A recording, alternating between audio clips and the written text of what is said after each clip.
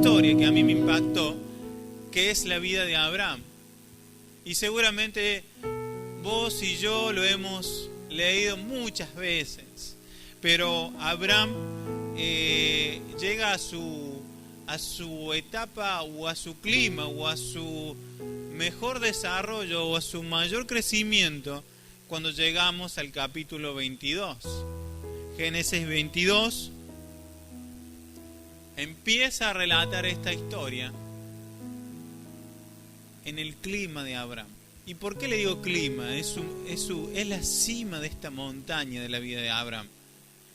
Y acá está titulado como el día o el momento en que Abraham va a sacrificar a Isaac. Pero si yo me voy un versículo anterior,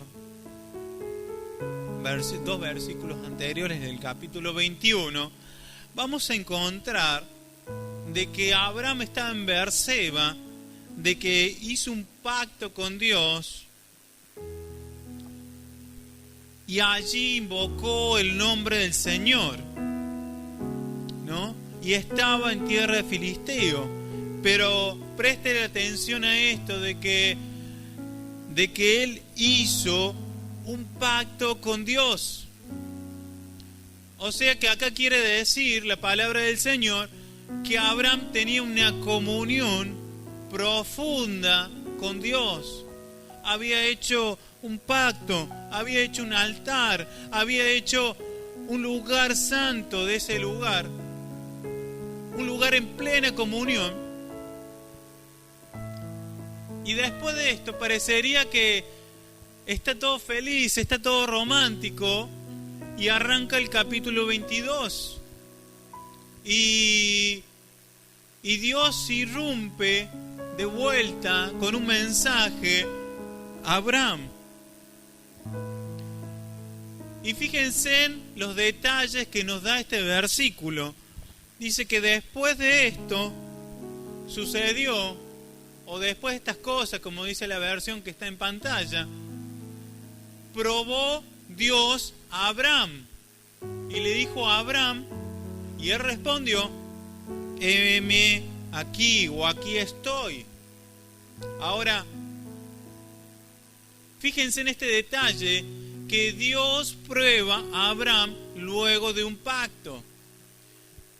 Y mi pregunta es, ¿qué necesidad tenía Dios de probar a alguien cuando estaba cerca de él? Te repito la pregunta, ¿qué necesidad tenía Dios de probar a alguien cuando estaba cerca de él? ¿Hay alguna necesidad? ¿Hay alguna necesidad de probar cuando vemos un Abraham íntegro, un Abraham que la práctica del altar y de invocar el nombre de Dios era algo continuo? Pero Abraham parecería una persona no común, no convencional. ¿Saben por qué? Porque cuando Dios llama, no hay peros. Cuando Dios pronuncia el nombre de Él, hay una obediencia total, hay una obediencia rendida a su voluntad. Cuando Dios mencionó su nombre, lo primero que dijo: heme aquí, aquí estoy. Heme aquí, aquí estoy. No sé si Él habrá levantado su mano, no sé si Él habrá hecho un altar en ese momento, pero su corazón estaba rendido. Su voluntad estaba totalmente rendida. Ahora, yo me ponía a pensar en todo esto, imaginarnos todo esto como un ejemplo familiar. Y acá es muy bueno porque hay muchas familias representadas. Hay padres, hay madres, hay familias. Entonces me vas a saber comprender lo que voy a decir. Ahora, los hijos son impactados por los padres. No en un sentido de sexo, sino en padres genéricos, ¿no? Ahora, muchas veces, y gloria a Dios porque tenemos un trabajo de niños que se está realizando de forma paralela, ¿no? Mientras nosotros estamos acá recibiendo al Señor. Pero muchas veces queremos que los niños sean como Samuel, como el profeta Samuel, que respondan al llamado. Y si hay aquí maestros de niños, me van a saber entender lo que les digo. O si hay madres o padres que trabajan con niños, me van a saber entender lo que les digo. Queremos que nuestros niños sean personas como el profeta Samuel, que cuando Dios llame, ellos respondan y digan: aquí estoy. Pero muchas veces no queremos ser padres como Abraham, que lo entregan todo. Queremos que los niños respondan al llamado de Dios, pero nosotros no somos capaces de tener esto, de que tenía Abraham. Un corazón entregado, un corazón rendido, que lo entregaba todo. Ahora, Isaac no vio obediencia de su padre en el altar. No vio a su padre lo vio obedecer en la intimidad. Por eso no titubeó en obedecer Isaac cuando Abraham le comentó la idea de Dios. Ahora, fíjese en este detalle, si me podés poner el versículo 2, en esta historia. Dice: toma ahora a tu hijo. Eso dice Dios. Toma a tu hijo Isaac, tu único, presta atención, tu único hijo. ¿A quién? Amas. Pero Abraham no tenía 2 hijos. Ismael. Pero Ismael no era hijo de la promesa. Esta era la promesa. Ahora, fíjese este detalle. El hijo de la promesa, lo prometido por Dios. Pero también fíjese el detalle de esta profundidad que dice Dios: a quien amas. Ahora, qué difícil o qué fácil es para otra persona decir: tu hijo a quien amas. Cuando se para un vecino y te dice: tu hijo a quien amas. Pero ¿cuál es el verdadero sentido cuando Dios dice, Dios que ve todos los pensamientos, Dios que ve el corazón, Dios que ve todo, Dios califica y dice: tu hijo a quien amas? O sea que con esto representa de que Abraham amaba profundamente a su hijo. No lo dice cualquier extraño, lo dice Dios. Tenía un sentimiento, un amor profundo por Isaac. Ahora, culturalmente, como recién decíamos, el primogénito era quien más se amaba. Culturalmente correspondería ese amor a Ismael. Pero sin embargo, Abraham amaba a esta promesa. Y en esta promesa tenía toda la expresión del amor. Toda. Es como un dique cuando se abre el agua y sale toda la potencia. Toda la potencia del amor está vinculado a su hijo Isaac. Fíjense, Abraham no quiso desobedecer a Dios. Seguramente hubo muchas lecciones que él había aprendido, de muchas metidas de pata, muchas desobediencias que había hecho, y aprendió de todos esos errores. Ahora, él acá iba a sacrificar la promesa de Dios por un simple obedecer. Él iba a sacrificar aquello que había sido prometido por un simple obedecer. Ahora, en esto Dios no le hizo un trueque. No le dijo: mirá, si vos sacrificás tu hijo, yo te voy a dar algo a cambio. No le hizo tal propuesta. No le brindó nada a cambio para que él lo realizara. Por eso decimos que Abraham no solamente es un padre de las misiones, sino es un padre del cristianismo. Un maestro que nos tiene que volver a enseñar el corazón. ¿Saben por qué? Porque cuando Abraham escuchó el susurrar de Dios, él dijo: aquí estoy, Señor. ¿Y cuántos en esta mañana estamos escuchando el susurrar de Dios y podemos decir: aquí estoy, Señor? Muchas veces nos sorprende altares de poder y de fuego como Elías. Y yo soy el primero en proclamar altares de poder, porque creemos en un gran tiempo de avivamiento para la Argentina y que lo necesitamos y que la iglesia necesita encenderse. Necesita encenderse para llegar a las naciones. Necesita encenderse para llegar a Sordeaus, invadirla con el amor de Dios y que haya milagros y que haya poder y que podamos orar por los enfermos y los enfermos se sanen. Y gloria a Dios. Pero nos cuesta que haya altares de renuncia. Altares que cuando parecería que Dios quita la promesa de las cosas que nos dice a nosotros, parecería ser una dirección equivocada al plan o al llamado de Dios. Parecería que fuera contrario Dios a lo que dice. Ahora, Abraham sabía lo que era un altar.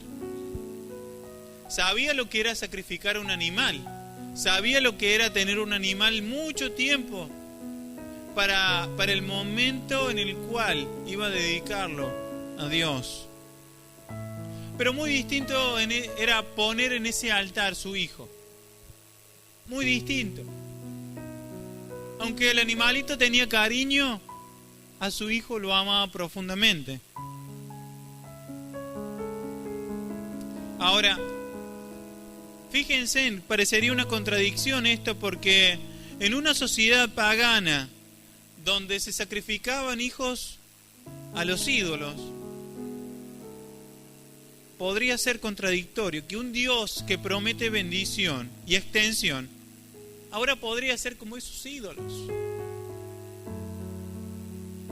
Y a mí me llamó mucho la atención esto porque hay mucha similitud con India.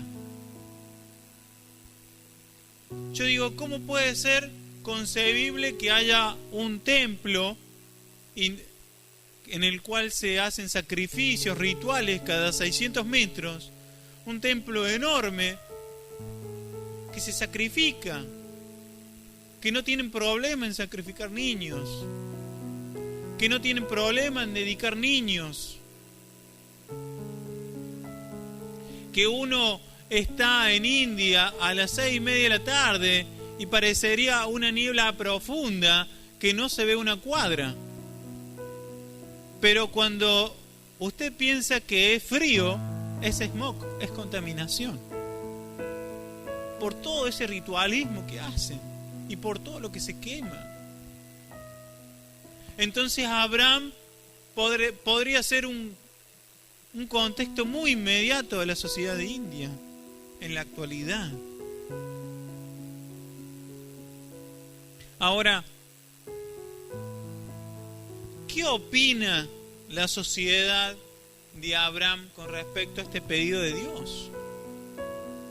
¿Qué opinaría la mujer de Abraham, Sara, cuando ser madre a su alta edad o a su vejez, que le costó, que fue un milagro, y acá hay muchas madres representadas y me van a decir cuántos dolores de parto han tenido a la hora de ser madres, y creemos que es un milagro de Dios y sigue siendo un milagro de Dios ser madre.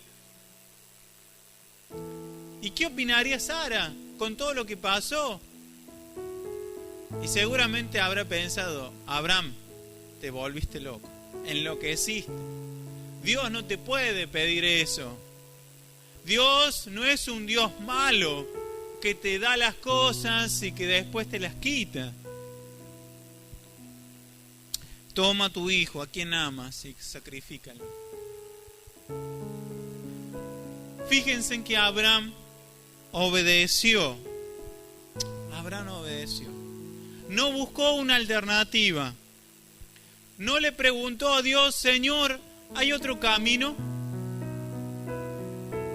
Fue decidido, fue empecinado.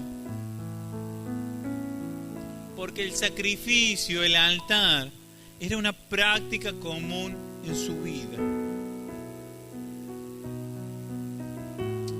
El sacrificar algún animal querido era muy común para él.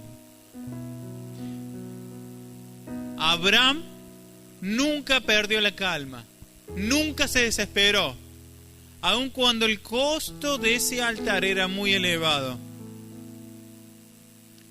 Y uno podría pensar que no tenía venas en su sangre, que él no sentía, o que se trataba de otra persona. Pero su fe fue absoluta,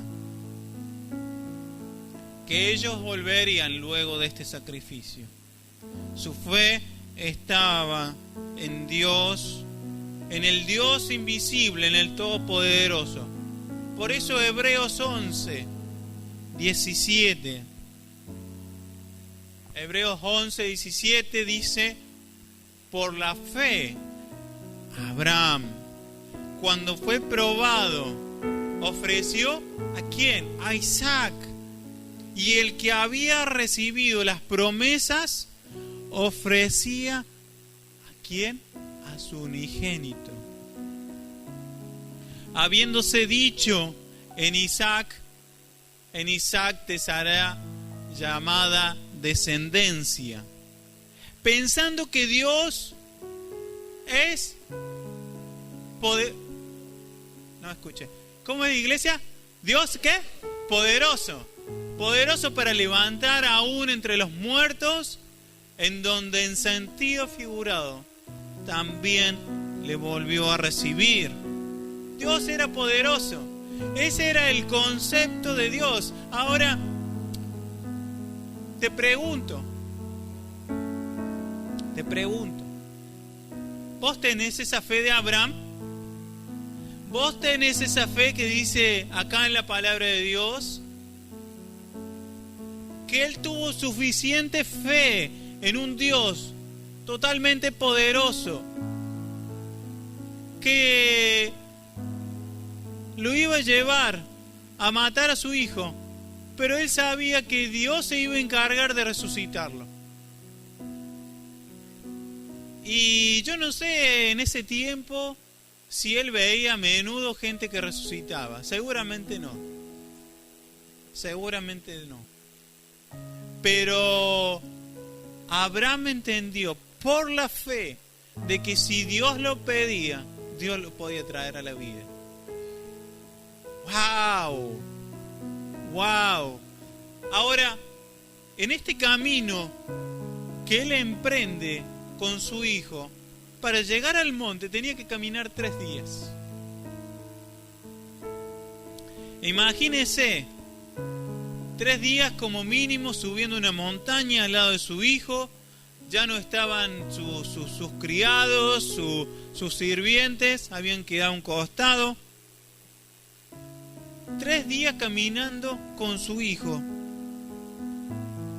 Seguramente había mucho silencio. Seguramente había una reflexión profunda. Seguramente en Abraham podría haber alguna lágrima. Y Isaac había visto a Abraham en la intimidad. Había visto lo que era un altar. Había visto que había que poner un animal. Y Y él se preguntaba a dónde estaba el animal. Y yo creo que una sola pregunta de Isaac a Abraham lo hubiera hecho quebrar. ¿Y a quién no? Fueron esos silencios de esos 3 días que fueron atroz en el corazón de Abraham. Porque, le vuelvo a repetir la escena, Isaac había cargado la leña, había cargado el animalito, estaban transportándose, estaba todo, pero no estaba la ofrenda. Es que el problema era que había un próximo altar, pero no había ofrenda.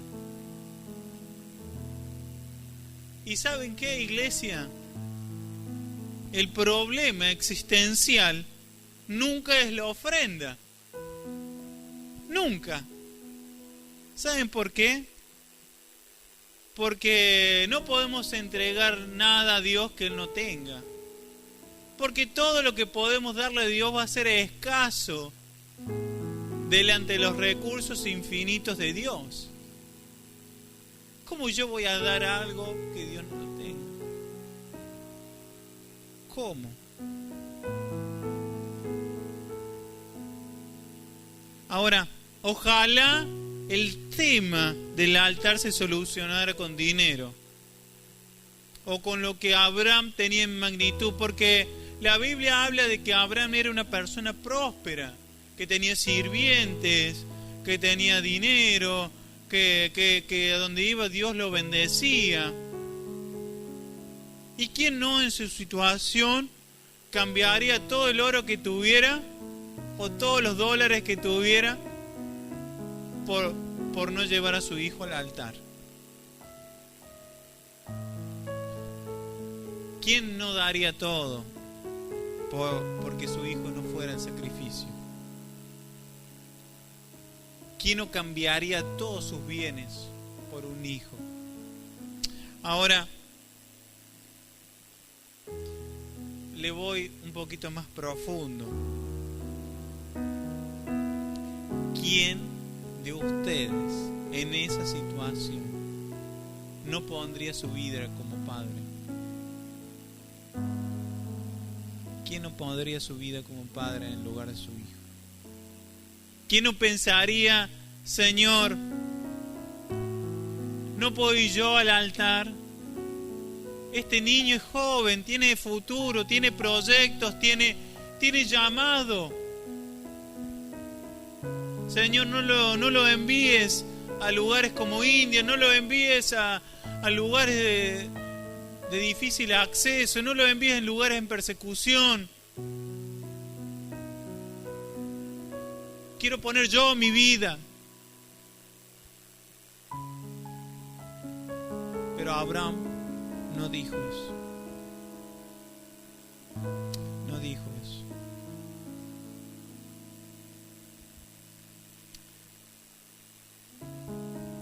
Porque este niño tenía mucho por vivir, tenía muchos propósitos por alcanzar. Iba a ser un instrumento de Dios para muchos propósitos. Ahora, este tema de la ofrenda era una total entrega, una íntegra entrega, dedicación de matar a este muchacho.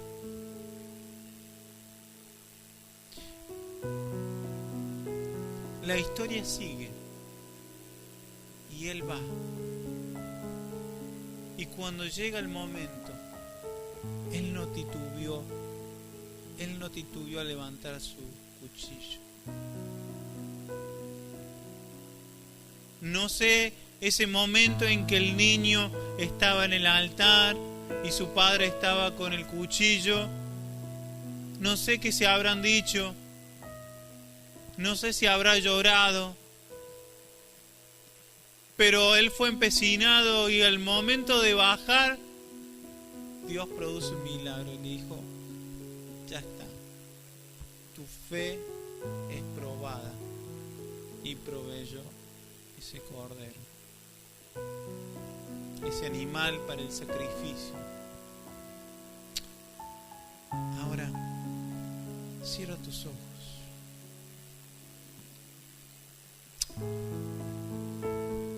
Cierra tus ojos y piensa en esto.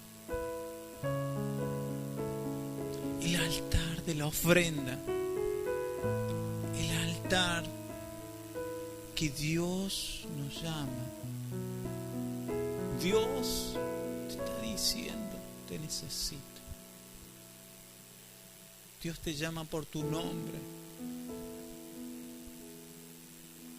Te dice, te necesito.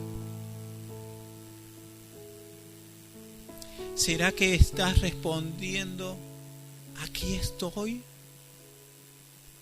¿Será que cuando Dios llame podés decir, aquí estoy? Heme aquí. ¿Podés contar conmigo?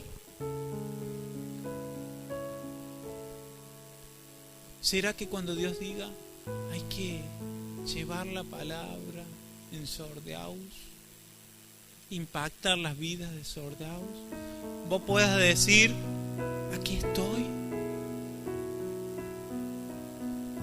¿O hay peros? ¿O hay cosas que todavía están en nuestro corazón que no dejan ese altar que entregó a Abraham, que entregó lo más preciado?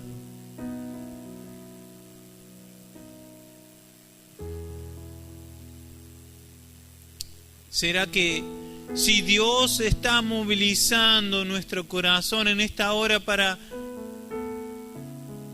decir, hay que orar más por los no alcanzados? Hay que dedicar más tiempo en orar por aquellos que necesitan el mensaje de salvación, aquellos que no tienen oportunidad. Y la iglesia tiene que empezar a clamar por los perdidos. No podemos estar cómodos en la iglesia adorando a Dios, recibiendo la bendición del Señor. Y hay muchos que todavía no han tenido la oportunidad de escuchar el mensaje de salvación en otros continentes. Lamento decirte que tú y yo somos responsables de llegar hasta lo último de la tierra.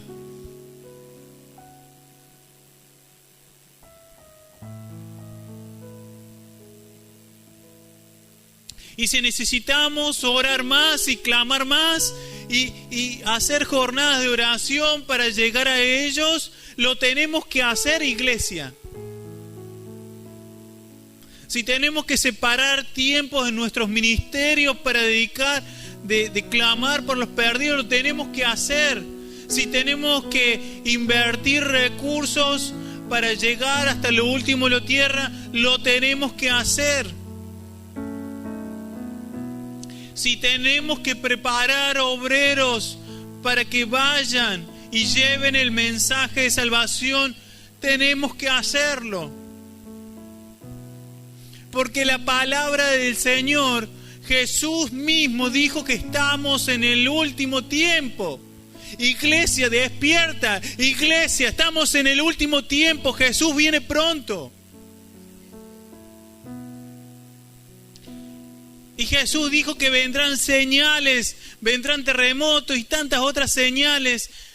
Y el Evangelio será predicado a todas las naciones. Pero no podemos esperar que ángeles se manifiesten como se está manifestando el pueblo musulmán. La iglesia tiene que estar presente.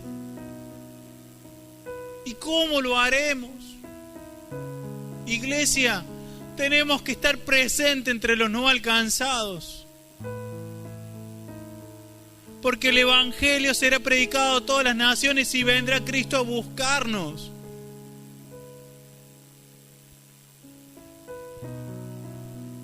No podemos quedarnos este regalo para nosotros. Si salimos de esta puerta y seguimos quedando este regalo para nosotros y no hay un cambio de dirección, no hemos rendido todo.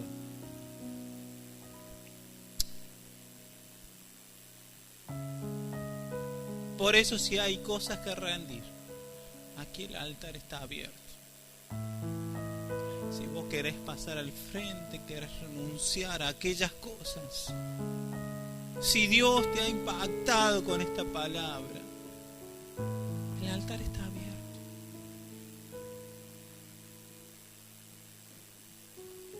El altar.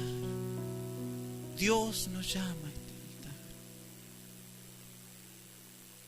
Si hay cosas que tenés que dejar en tu comodidad, déjalas. No te preocupes, Dios va a estar con vos. Y eso es lo suficiente. No necesitas otra cosa. No importa lo que tengas que dejar. No importa lo que Dios te esté pidiendo. Déjalo. Sé como Abraham. ¿Quién en este domingo está dispuesto a decirle al Señor: heme aquí, Señor?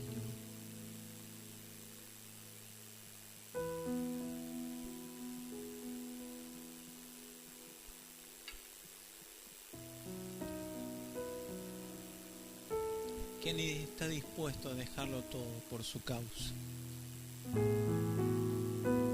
Porque Dios es el Todopoderoso, el Invencible. Por la fe Abraham creyó en el Todopoderoso, que era capaz de levantar a su hijo entre los muertos. Pero su obediencia fue total. Santo eres tú, Jesús. Iglesia, Te adoramos,